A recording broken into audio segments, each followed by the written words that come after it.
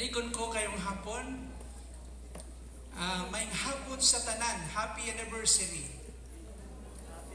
Ika 27th year na nato sa anniversary na to. And kung imong ipiyong ang imong mata, no, daghanang mga panghitabo. Lapad-lapad na kasinatian ang lakaw ni ini nga community. Ug ang Dios padayon maoy namuhat, nag-una ka nato. So everyone is welcome. And karon kahapon nun, tagai ko higayon na dasigon kita sa pulong sa Ginoo. And with our theme, kung atong tanaw na atong direction, unshakable faith, ready for the future. Ang pagtuo nga dili mauyo. Faith that is stable. Faith that will really try for the future, will succeed. Mupadayon siya hangtod sa unahan. So I would choose the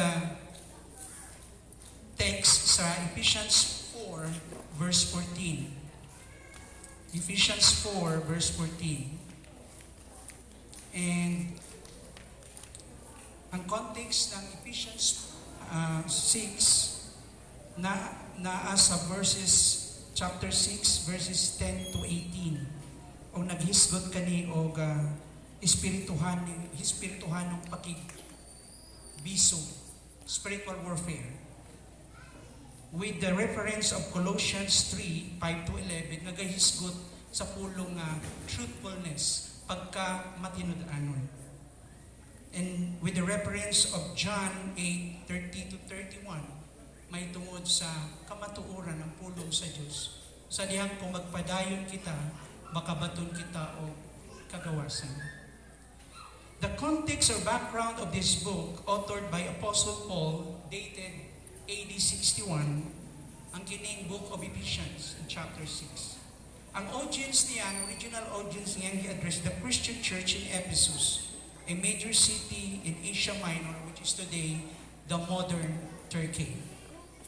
Ang purpose ani nga maong libro is to instruct believers on how to live in unity, purity, and spiritual strength in Christ. Mao kini ang iyang tumong nga tagaan sila instruksyon ng mga Kristohanon, yung first century church atong higayuna, nga magpabilin silang na ay panaghiusa o maglakaw sila magkinabuhi nga putli o ingon diha padayon nga makabaton sila o kalig-on diha kay Kristo.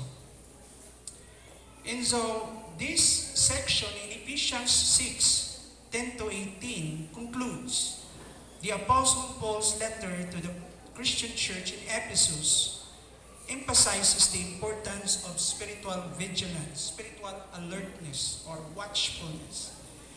Nihuman si Pablo sa maong pagtulun-an niya sa iyang pag-address sa church ng Ephesus. Sa panapos ng mga pulong na nag-ingon siya nga kita gaatubang o espirituhan pakigbiso o iyang gibili ng mga pulong nga magmabinantayon kamo o kanunay mahimong andam. He uses the vivid military imagery to describe the Christian's need to prepare for spiritual warfare. Yang gihatag ang mga illustration sa paghatag og kamatuuran niya, gihatagan niya kinig ilustrasyon sama sa usa ka sundalo yadtong panahon na Roman soldier. Nga kung diin gusto niyang ihatod ang mensahe, mga igsuon, mahitungod sa pagiging andam nato sa pakigbiso. Gitagaan ni Pablo emphasis ang realidad ng spiritual warfare, spirituhanong pakigubat, stating that the real enemy is spiritual forces rather than people. Ipasiugda niya ang kamatuoran sa espirituhanong gubat nga nag-ingon nga ang tinuod nga kaaway mao ang espirituhanong mga puwersa imbis mga tao. Kung akong basahon sa inyo, just to give a reference para lang padayon balikan natin nga atong giisgutan magasukad gayon kini sa pulong sa Dios. Akong bunkadiyot kaninyo ang Ephesians chapter 6, beginning in verse 10, just to provide the background. Kapitulo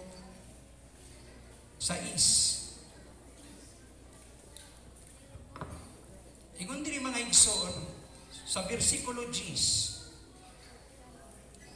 Sa katapusan, akong mga igsoon, magmalig-on diha sa Ginoo o diha sa gahom sa iyang puso.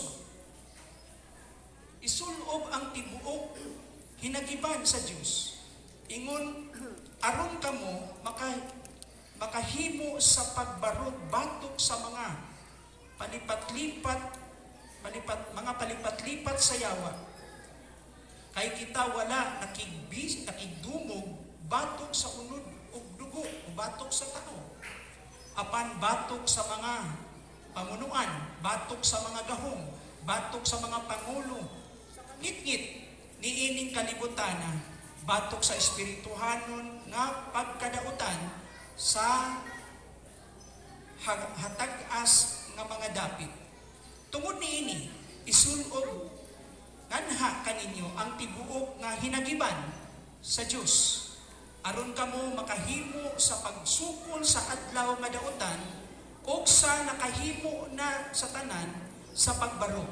Busa barog nga ang inyong mga hawak, barog nga ang inyong mga hawak binaksan uban sa kamatuoran o nagasulob sa panalipod sa dughan o pagkamataran.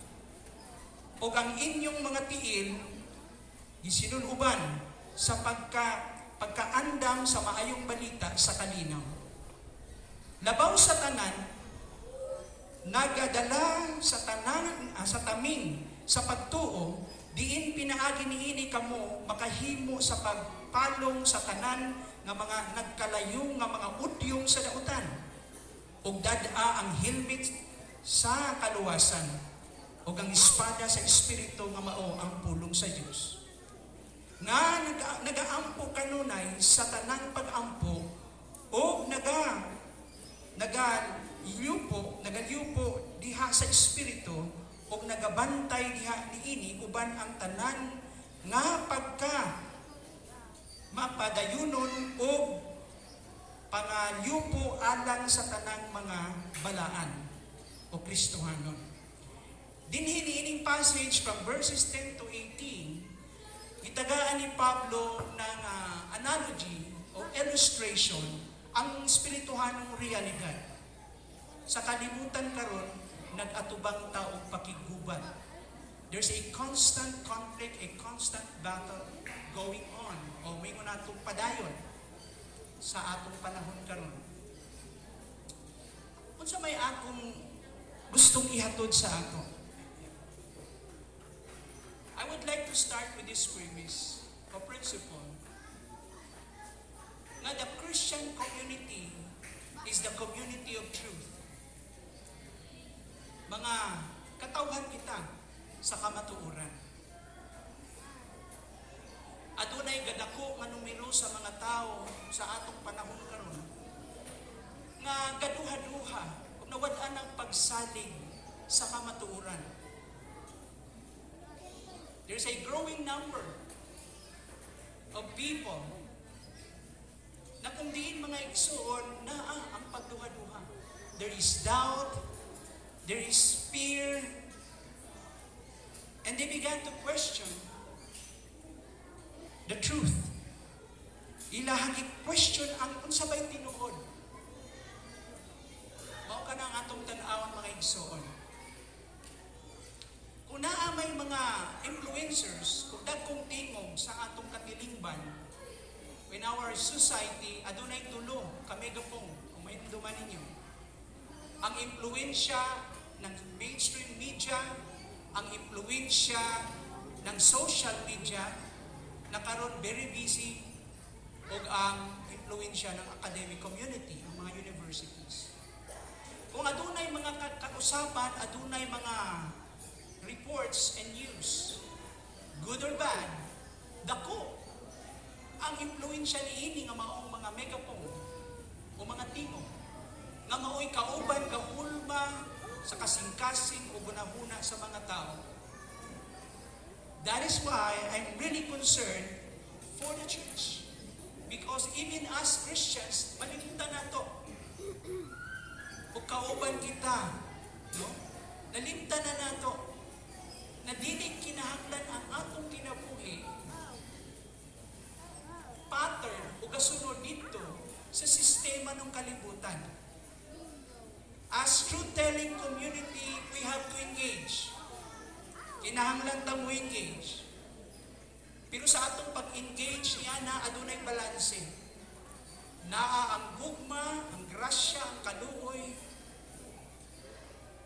ug nausab ang pagkamatinud-anon. There is boldness to stand for what is right, for the truth, and yet at the same time we exercise respect and tolerance for various communities of their own truth claim.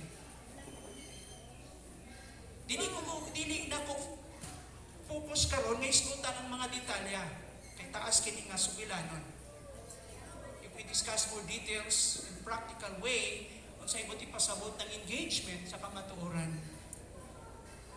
Kining atong kalibutan karon nga daghan kaayo klase sa pagtuo. There is religious pluralism. Yung language ng politics is another problem. Another issue, paano mo engage ang Kristohano. Yung language ng gitawag natong inclusion, gender, and equality. Paano mo engage ang Kristohanon sa pagbarog sa kamatuoran. Sa uban-ubang klaseng mga issues nga giatubang karon. Issue ng marriage. Daghan ang wala kaayo ni doubt na sila sa chastity or purity ng marriage.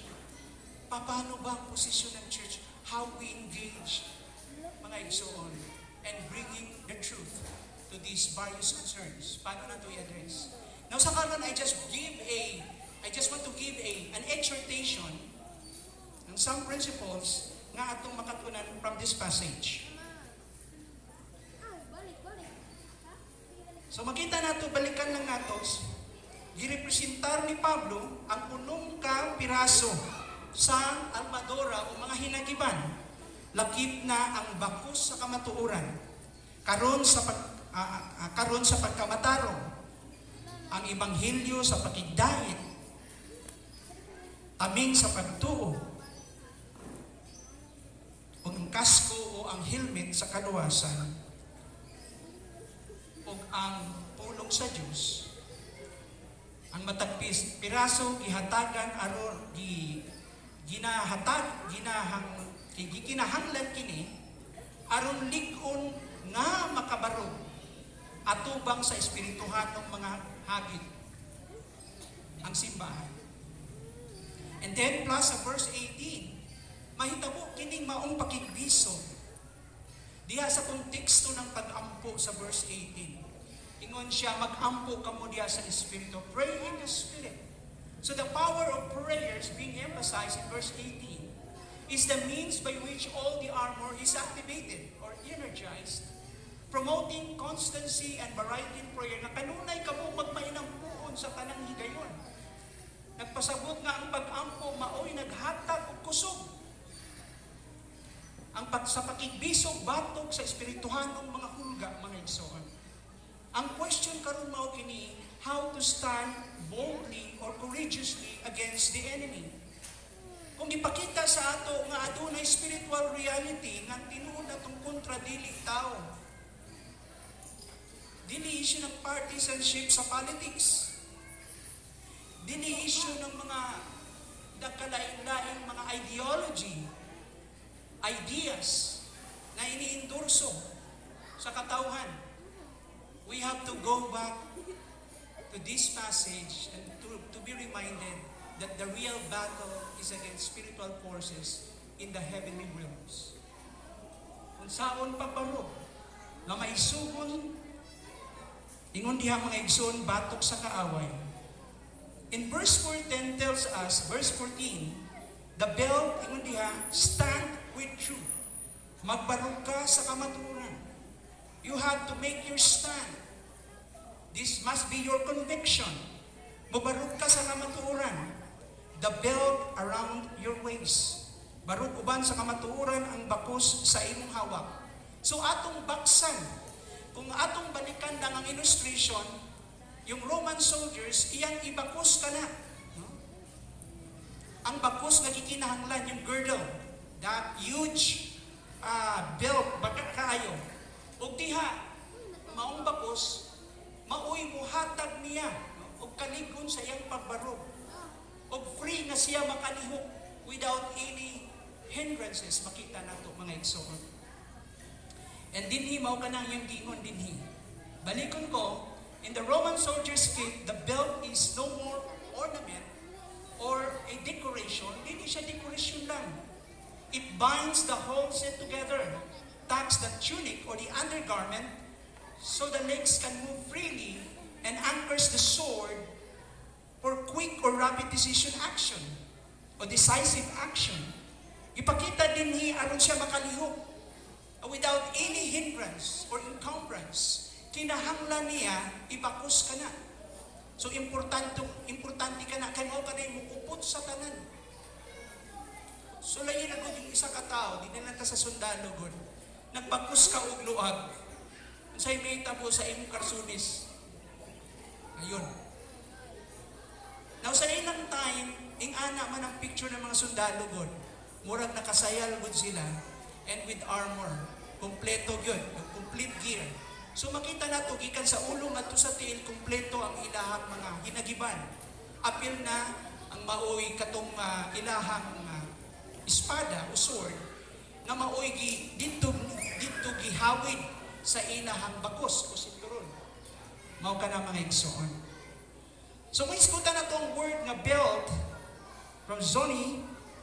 This is a strong girdle or sash worn around the waist, tightening around the core at the center to secure garments and ready to the user for action. Nagasimbolo kini sa pagiging andam. So, symbolizes preparedness, support, and readiness. So, pag ang usa ka sundalo magtaod di siya bakos, nagpasabot kompleto ng iyang undergarment, yung tunic, o ang uban pang mga outer garment niya, apil ng iyahang mga metal, sa iyahang breast, sa iyahang dugan, tanan ka na. Pero kinitanan, gihawiran sa bakos good. Labi na ang iyahang undergarment. Na dili mahimong babag sa iyahang, there is a flexibility, there is agility, makalihok siya with freedom. No? O gusahay bitaw, in a spiritual sense, kung wala bitay kamatuoran na nagpakos sa atong kasing-kasing, sa atong pamilya, sa atong trabaho, sa bisan atang asang matang sa ato ang mga engagement sa kinabuhi, kung wala'y bakos mga igsoon, dili ka primulihok. Kay usay mahimong babag diha yung mga guilt sa atong kasing-kasing. Would you agree? Mutuo ba mo mga igsoon? Kung nakay kinabuan, nakay kahadlok. Pero kung you are transparent, sincere, and honest person, wala kay gitaguan, tinuod ka nga tao, there is consistency in you sa personal na kinabuhi o sa iyong kinabuhi sa publiko. Your reputation is not only in the outside o may atong sa publiko, kundi ang imong reputation is even in your private life at ubangan sa Ginoo, naa ang pagkasinsiro, tinuod at ubangan sa Ginoo, then there is no fear in our hearts. We are free to move. We have confidence na tayo kaisog mga igsoon. So ang truth din mga igsoon, the word aletheia, more than factual accuracy, should include sincerity, integrity, faithfulness, and the living of what one professes. Ang truth din kauban ang pulong sa Diyos o ang atong pagkinabuhi sa maong kamaturan na pulong sa Diyos sa atong kinabuhi. So truth is both God's revealed truth, the Bible, and the truthfulness of our daily life. Gibarugan natin gikuptan na mao kini ang absolute final truth in matters of faith and conduct sa kinabuhi o sa pagtuo, mao kini ang atong basihanan. This is the baseline, the foundation sa atong claim sa kamatuoran. O kauban sa diha ang atong kasing-kasing. So the belt of truth represents readiness and freedom of movement. Nga naman di kalihok, usahay ang community. O nga mga Kristohan, nga naman ang usahay ka Kristohan, ang usahay, murag kulang siya sa kainit, kadasi. May be wala na ba kusi ang iyang kasangkasi o tibuok kinabuhi sa kamatuoran nga gikan sa pulong sa Diyos. Kung wala ta sa, if we are not in the position of truth, then we are standing on a shaky ground. Very shaky. Dali mauyugon, kay walay gihawiran kita o gibalugan na kamatuoran. So Paul uses this image to show that truth is the stabilizing core of our faith. But pasabot igsuon, bisan pa na kay gituuhan. Kung ang imong gituuhan, dili nagbarug sa kamatuoran, kanang maong gituuhan nimo, dili lig-on. Amen? The belt of truth emphasizes the idea of truthfulness in all of life. Matinud-ano na usa ka Kristohanon sa tibuok niyang kinabuhi, sa tanang area sa iyang kinabuhi. And this is very difficult thing to do without the empowerment of help o tabang sa balang espiritu. But that is the standard of the Christian journey. Mauni ang itawag natong tinuod na Christian life. We have to engage in the battleground with the belt of truth.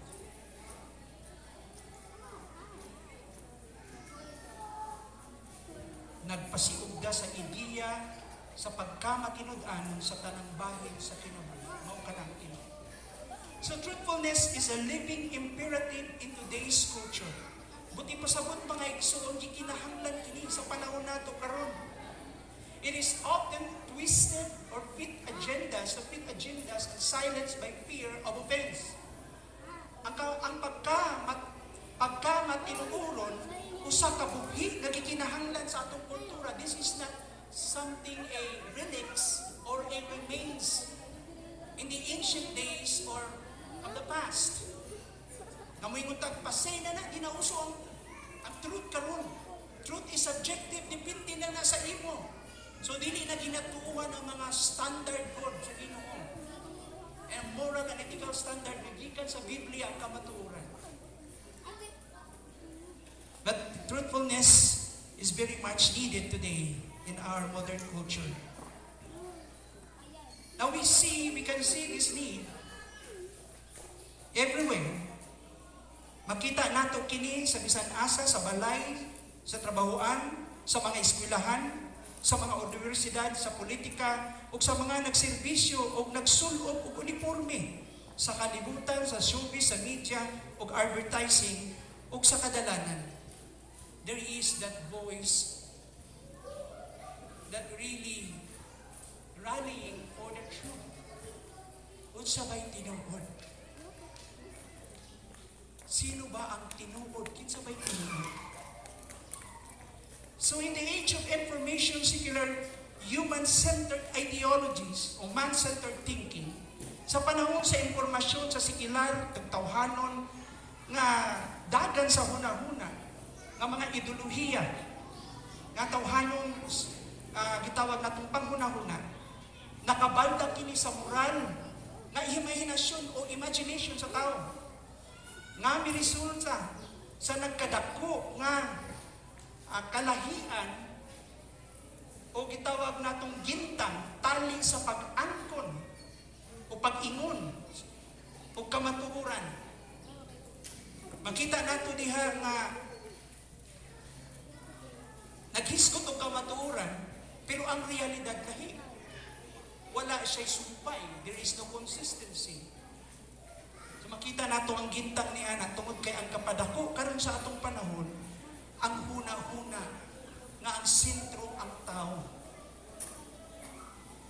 Ito yung tinatawag natin the philosophy of the centeredness of man, humanism.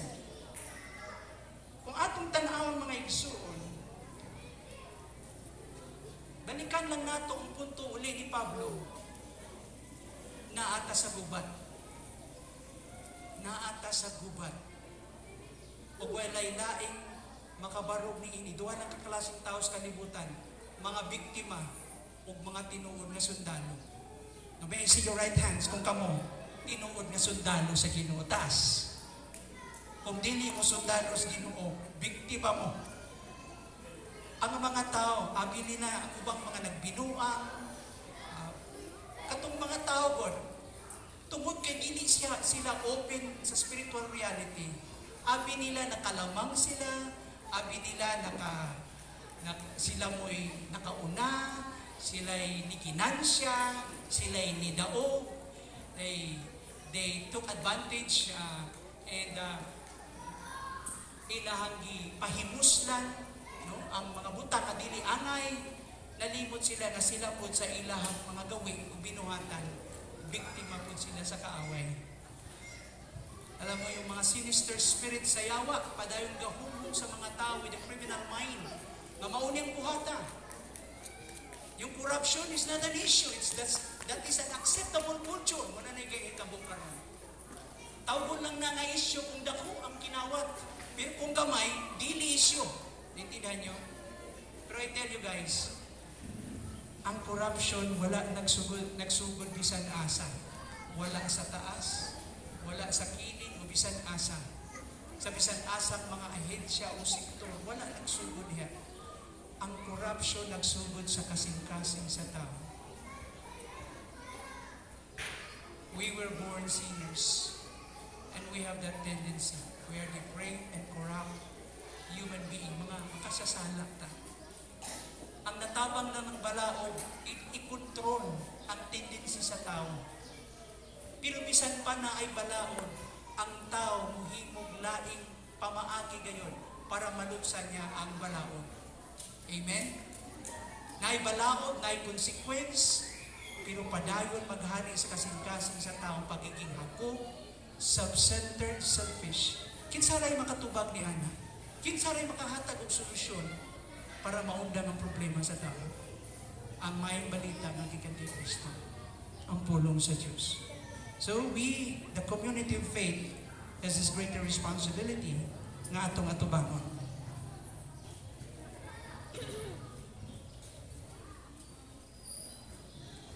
Balikon ko mga igsoon, daghang tingog gikan sa nagkalain-laing komunidad nga nagpasigugdan alang sa kamatuoran. Tanan mang mga communities na may truth claim nato sa atong mga field of specialization. Sa medical field, sa science, sa law, yung mga sa court, dapat sila yung truth nila. Pero kung wisgo ta o what is really the truth, because truth is universal in nature, ang Diyos ang tag-iya sa tanang kamatuoran. Amen? Maunang kitang mga Kristohano, kauban na sa atong concern. But more than that, we filter those truths. Atong isusi, itanaw na to, pinaagi sa lens o mata ng Biblia. The Bible is the final authority. Although adunay mga nagkalain-laing truth, basta ka na, dili fake, dili pseudo, dili binuhat-buhat lang, kung dili tinuod yun, and that is part of God's truth. Amen?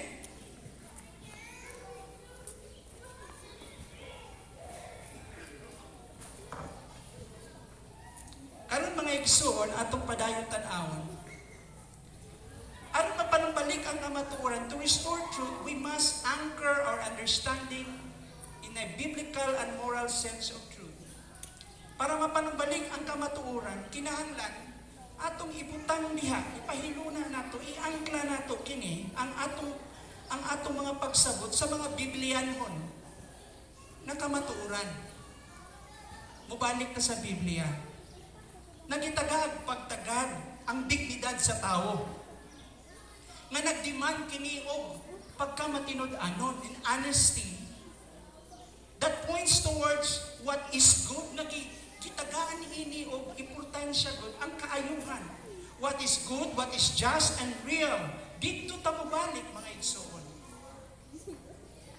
Truth is not a weapon to use that we can, truth is not a weapon that we can use to others. Like a bat, murag batuta nga imong gamiton ibunal sa uban o mao ni tinuod. But truth is a compass, is a direction for integrity, accountability, and living what is real and right. Ang kamatuoran dili usaka inagiban sa atong magamit batok sa uban. Kung dili usaka kompas, usaka direksyon alang sa integridad. Unsa ba igut pasabot ng integridad? Guti pasabot tao nga unsa man matinud-anon. Tao nga masaligan. Mo igut pasabot ng integridad, na ay integridad. Tinuod siya. O pagka matinud-anon sa pagpuyo, sa tinuod o gusto. Mao kato ang atong mga gipangita. Ang kalibutan karon nangitaw og ani ang mga tao. This is very real. Lisod kaayo ni pangitaw, dito lamang kini sa mga tao nga adunay buhi nga relasyon sa Dios. Ug nihamtong na sila sa maong relasyon. We are not perfect. Walay Kristohanong himpi. Pero gitagaan ta sa Espiritu sa Dios ng direksyon ug padayon kauswag ang atong mga kinabuhi. Si Pablo gigamit kini nga paghulat na image aron niya tagaan og emphasis ang kamatuoran. Nga kini ang mao'y stabilizing core of our faith, holding everything in place including beliefs, choices, and conduct. So tanan natong gibarugan kung dili kini gigapos, baksan sa kamatuoran, dili kani mahimong dili kita mahimong makabaron na ligon o magbalampuson. So living honestly with integrity as our daily practice and using scriptures as our guide are essential to the world filled with deceptions. Nakaroon mo jump na ko mga igsoon. Gusto na ko ibili ng mga pipila ka prinsipyo kung unsaon na to i-apply kining belt of truth. Ingin ko nga ito ang kamatang ng truth. Balikon ko. The truth of scriptures, ang Biblia, muna sa ibasihanan sa pagtuo, o ang truth na gitawag kamatuoran nga nahimong kinabuhi nato. Ato nang i-practice ang pulong sa Diyos. And we become a person of truth. Unang-una mga igsuon na prinsipyo. Very fast. Know the truth o the God's Word. Kinahanglan na atay daily Bible intake. Kanunay tanga magbasa sa pulong sa Diyos. Aron liguno ng atong abilidad sa pag-discern, sa pagtanaw na to, nga mabati na to, malig-on kita. No? Adlaw-adlaw nga pagbasa sa Biblia, nga nagpalig-on sa atong katakos sa pag-ila sa mga bakak, gikan sa kaaway o sa paghinumdum sa mga yawi sa kasulatan. Adunay mga pipila ka mga verses, mga igsoon, na key verses na pwede natong gamiton na magpalikon usab ka nato. Ingon nga diha sa John 17:17, balaan na sila sa imong kamatuoran, ang imong pulong kamatuoran. So the Word of God described as the sword of the Spirit. Ang pulong sa Ginoo gihulagway usab sa Ephesians chapter 6 na kini usa ka verse 17. Maoy ato ang espada. Espada ang pulong sa Dios, espada sa Espiritu. Mao ka nang ingon diha mga igsoon. Og this is the only offensive weapon nga gamiton nato sa dautan. So kung daotang espiritu ang yawa ng mga demonyo mohimog mga pagtulunan nga dili mao mo gamit sa mga tao nga instrumento o biktima ho nila o gamito nila mga igsoon. Unsaon nato kana atubangon? Atubangon nato pinaag-usab sa sword of the Spirit na maong pulong sa Dios. So again, balikon ko ang pagtuon, memorize sa mga pulong sa Ginoo, naghatag ka nato proteksyon o dugang kahalag. No? Naggiya ka nato kini. It becomes a guiding light, helping us to stand firm against temptation or doubt. Kung nakabalo ka sa pulong sa Diyos, bisan unsa man ang imong madungog, dili ka mauyog, kay kabalo ka sa foundation. Sortihan ta mo. Pag-ingon sa Ginoo sa sinugdanan akong gibuhat ang langit ug yuta. Genesis chapter 1 verse 1. Ug muingon ang Ginoo sa katapusan sa Revelations, bag-ohon nako ang langit ug ang yuta. Tinuod na. Gi-frame na sa Ginoo. Ang eternity past to eternity future naka-frame na sa Ginoo. Simot pasabot, nanay sundan ni mga pattern. Ang atong panginahanglan na lang, i-align nato atong kinabuhi. Kay kining mga butangang gisulti din at the book end, makita nato sa Book of Revelation, ang tanang mga butang mahitabo gayud sa unahan. Ikumpleto na sa Ginoo ang istorya. Ingon ko nga, balik-balikon o dili ko kapuyan mo sulti. The future is fixed. Kumpleto na. And only the Bible has that kind of claim. The future is fixed. Mao ka na mga igsuon, na kung kita, na malandong sa pulong sa Diyos, ingon nga ang Salmo 1, nga to sa 3, bulahan ng tao. Dakong kalipay para ni atong tawhana, nga namalandong sa imong pulong adlaw gabi. How blessed is the man who meditate upon your word day and night. Bulahan sila. May sama sila sa kahoy nga gitanom sa dapling sa sapa. Nga dili malayang mga dahon. O magbunga sila sa kapanahunan. Their lives will become more productive. Magpabungahon sila. Kung sa'y sikreto ng maong kalampusan, kay gitagaan ng pagtagad ang pulong sa Diyos. Alam mo, if we Christians, we are become more biblical literate, mas kabalo ta sa atong Biblia. Bisan mo sa mga tingog madungog nimo sa nagkalain-laing mga influensya gikan sa gawas. Mubalik kanong nay sa giingon sa pulong sa Dios. Mo kanay magpalig-on kanato. Number 2.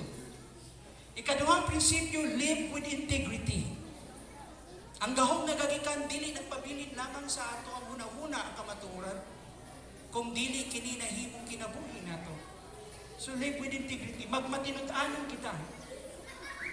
Ang bako sa kamatuoran nagasimbolo sa personal na integridad nga naglakip sa pagkamatinud-anon o pagkamatinuuron sa tanang buhat. Ang mga Kristiyano gikinahanglan nga transparent o matinud-anon. Wala sila gihide, wala sila gitago. They are open book. Matinud-anon sila sa publiko o sa pribado nilang kinabuhi. Aron malikayan ang pagtago sa sala o paglimpong.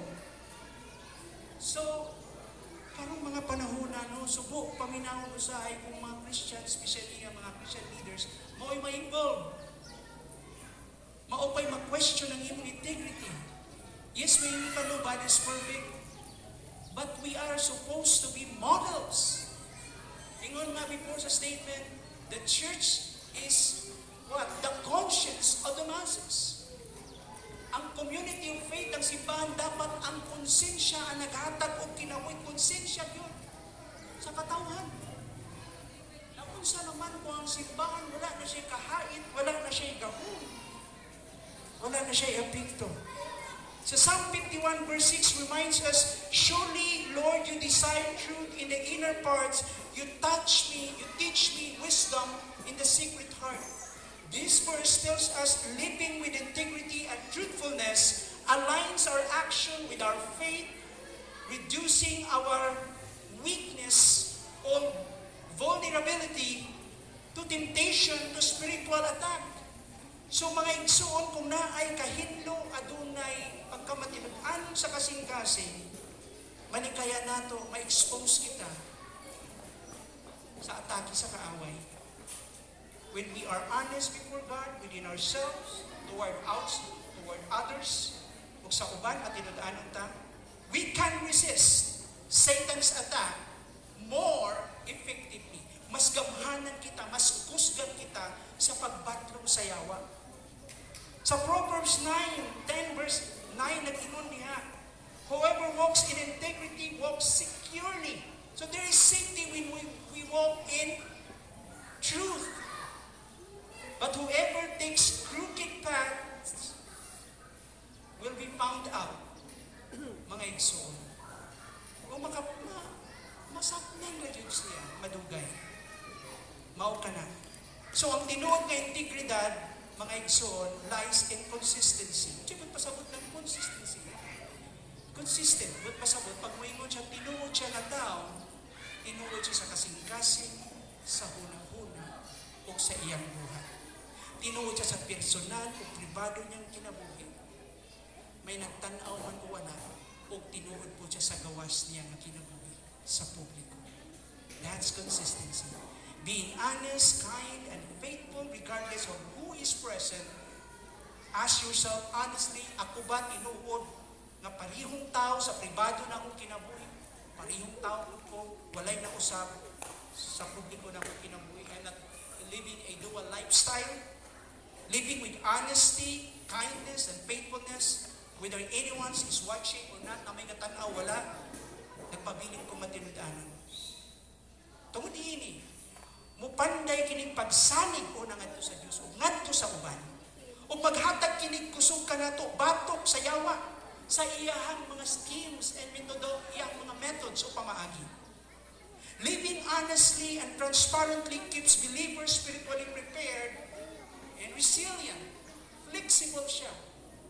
Andam siya kanunay tungod kay siya adunay integridad. Busa mga igsoon. Let us speak truthfully in words and promises. Let your yes be yes, let your no be no. Pag may nguntag, tinuod ang isulti, ayun ang pakapinig fix one.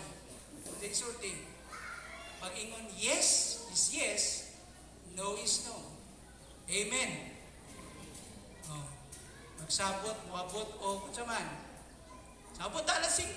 Tsaka orasan niya abot. Notice, dito pa lang. Sa ginagmay butang. I-align nato, ilinya nato atong lihok sa atong pagtuo. Let integrity govern decisions with easy shortcuts tempt you o tempt us.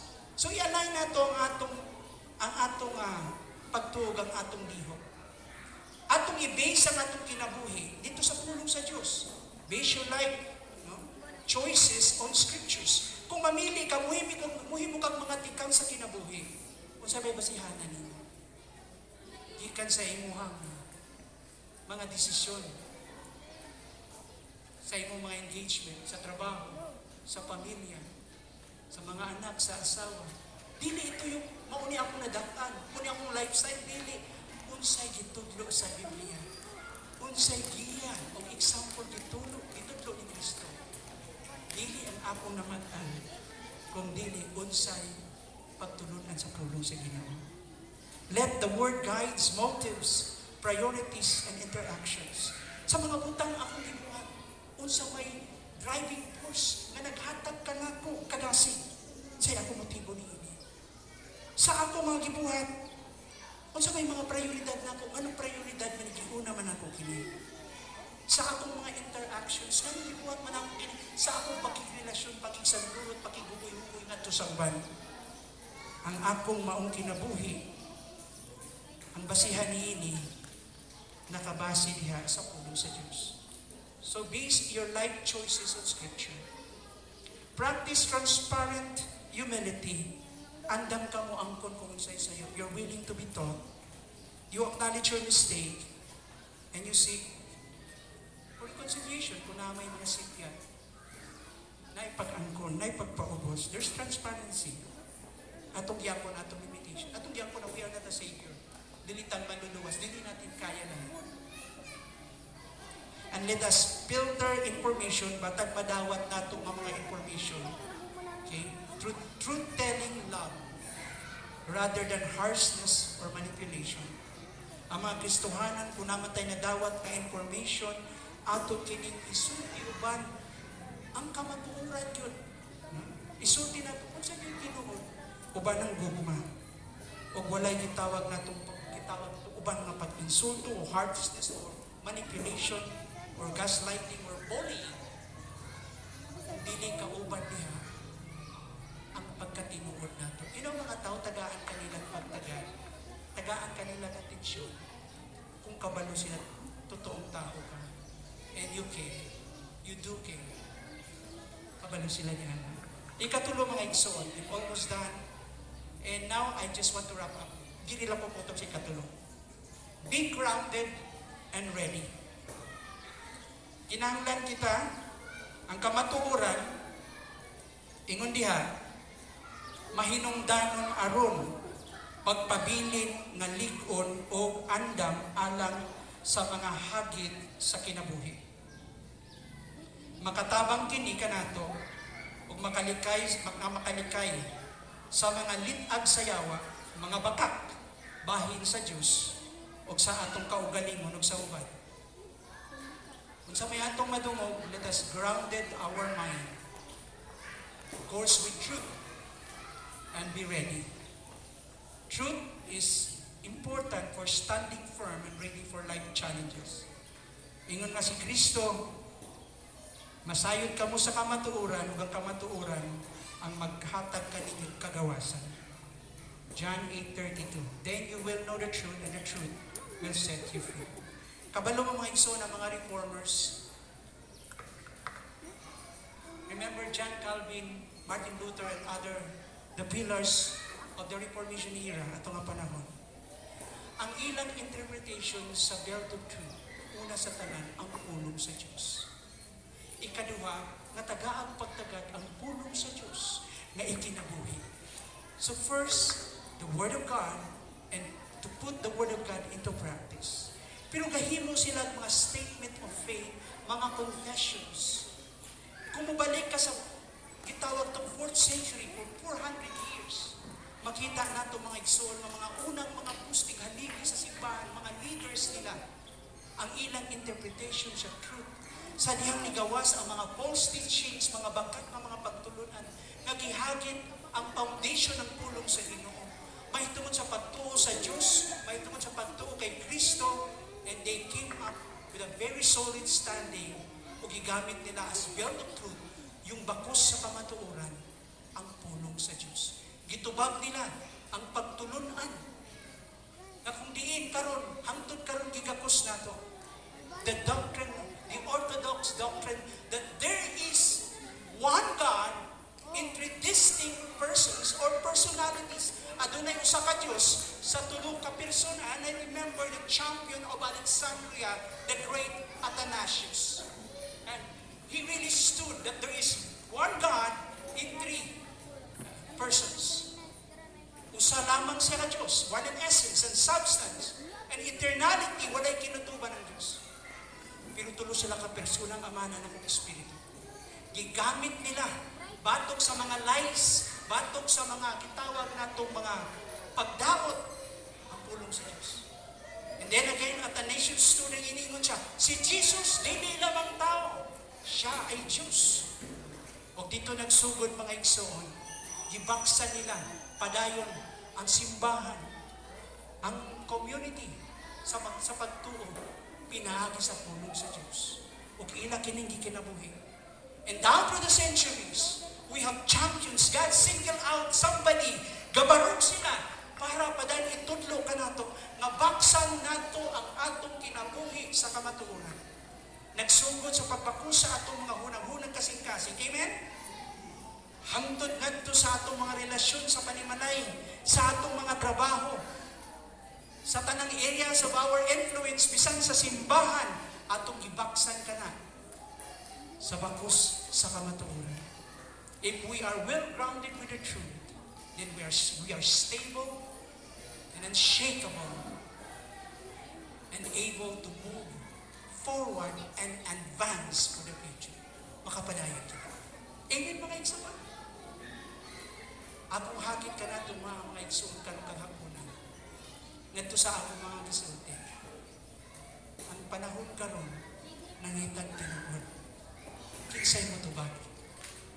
That is a great challenge para sa among mga nangalaki, para sa mga gisugod sa Ginoo o sa matag usa ka natin. Let's start to model the truth sa atong personal na kinabuhi, sa atong pamilya.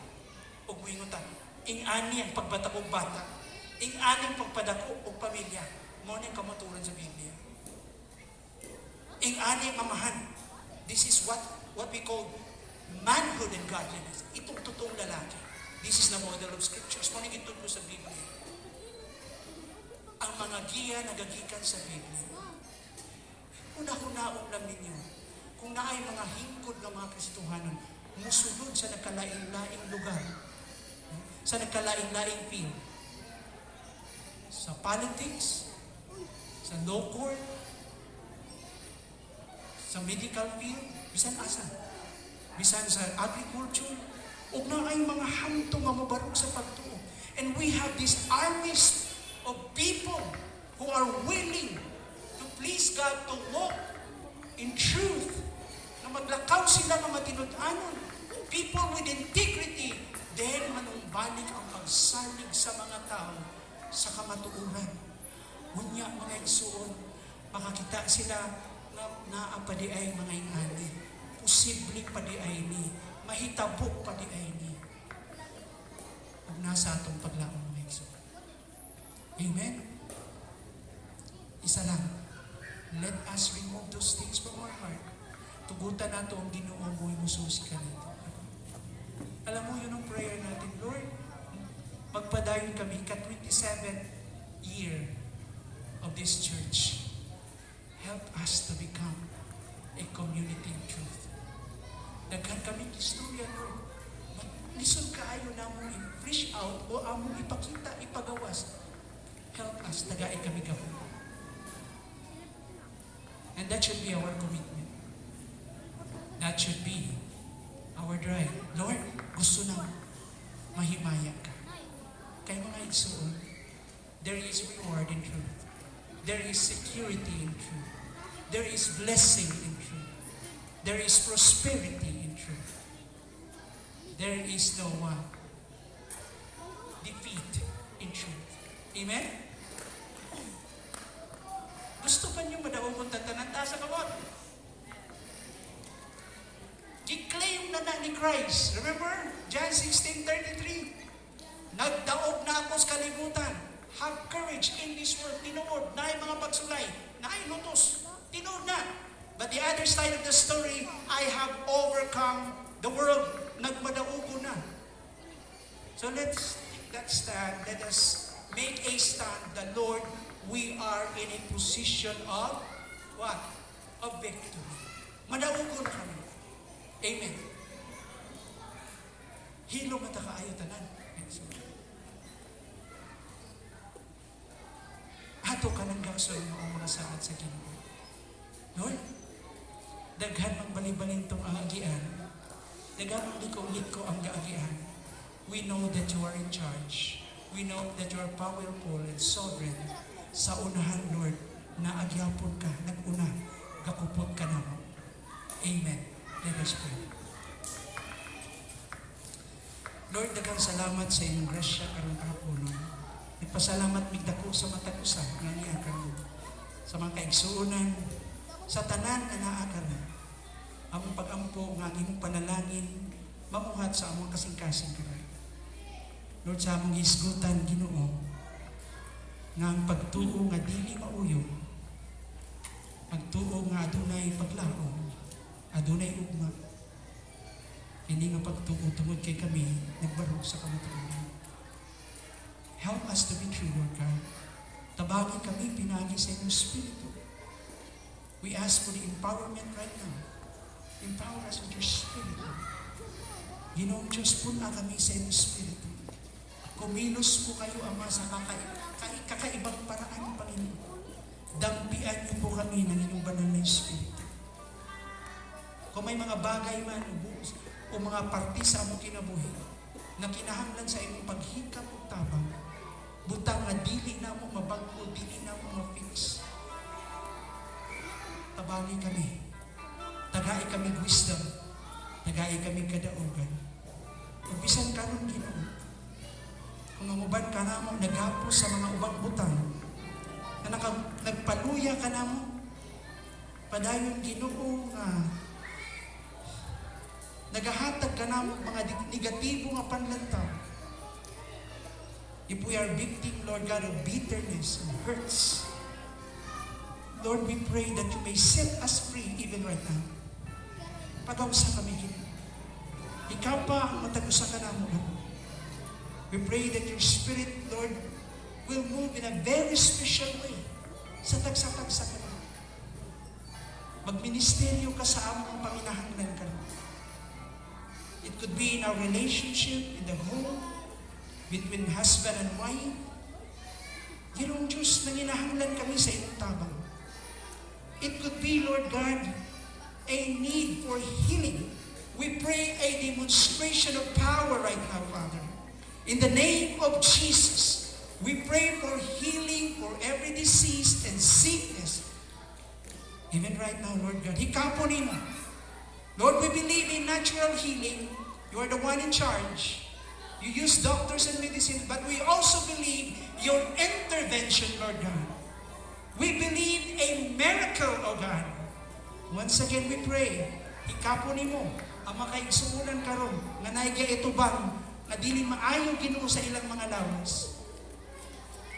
We pray that you will continue, O God, to affirm the claim of your truth. We pray for a demonstration, Lord God, of signs. Salamat ka, Diyos. Sa uban ka na mong Ginoo ng inahanglan ng direction. Sa bisan unsa mong utang ang gibilin sa imong tiilan. Thank you that you are always, Lord God, listening to us. And you are always, Lord God, an answering God. We pray, Lord, in the name of Jesus, that every need, Lord God, that being presented will be answered, will be addressed. In Jesus' name, amen. Let us all rise.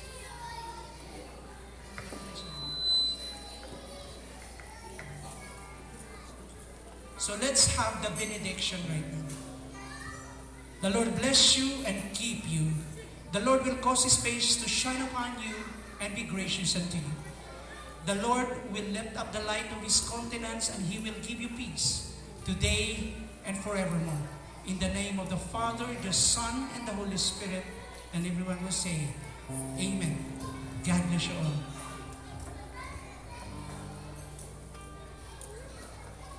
Let's continue to worship the Lord. Sing a song, Find Us Faithful.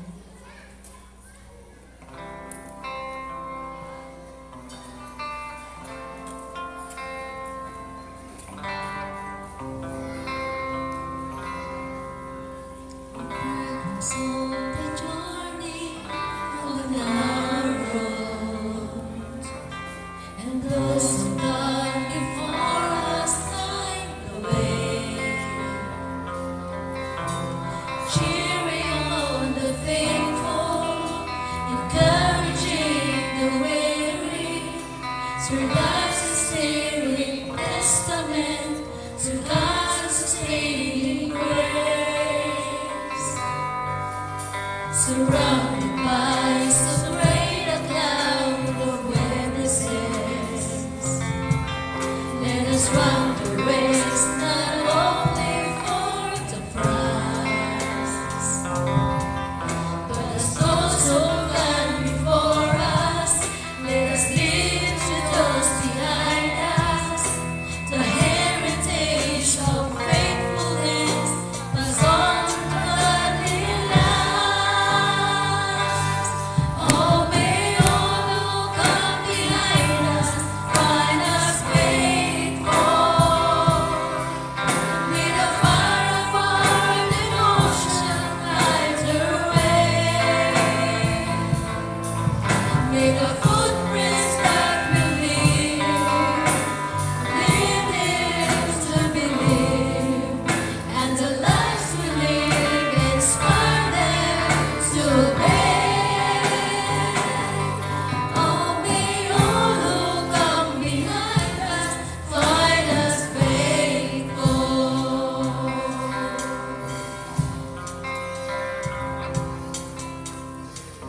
Through all our hopes and dreams of coming down, and our children through all we've left behind, may the clothes that they discover and the memories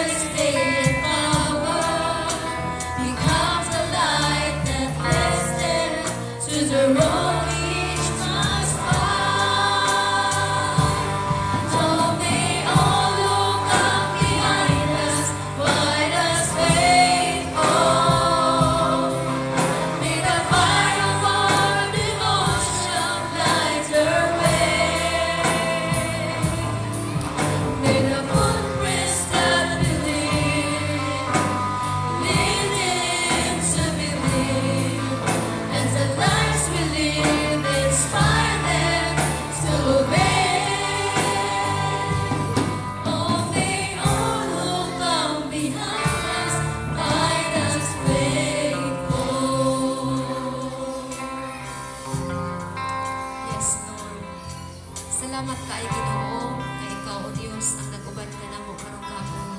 Salamat sa imong mensahe o God.